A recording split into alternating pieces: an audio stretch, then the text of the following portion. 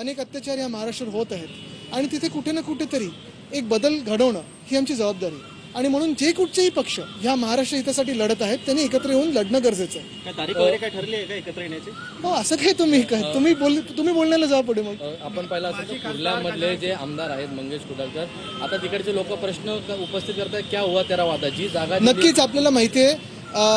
मंगेश कुडाळकर असतील, मीर खोटेच्या असतील, हे दोघांनी सांगितलं होतं की जर त्यांचं सरकार आलं तर ते PAP आणि PTC हे रद्द करून घेतील.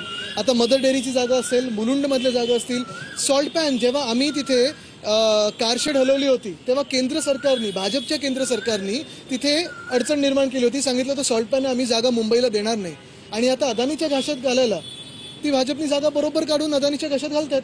म्हणजे मालकासाठी सर्व काही करणार हेच आहे. त्या ठिकाणी बोटॅनिक गार्डन होणार होतं असं निवडणुकीमध्ये बघा, बोटॅनिकल गार्डन असेल कुठचंही गार्डन करा, पण ही जागा फुकटात म्हणजे 20% दरात जरी दिली असेल तरी व्हर्च्युअली फुकटातच आहे ना. तुम्हाला अशी जागा मिळणार आहे का? तुम्हाला घरावरचं प्रीमियम माफ करून मिळणार आहे का? तुम्हाला 40%चा TDR मिळणार आहे का? एवढं सगळं जर असेल मग तिथे तुम्ही गार्डन बनवा. धारावीत पण आमची मागणी आहे, उद्या आम्ही मांडणार होती. आपण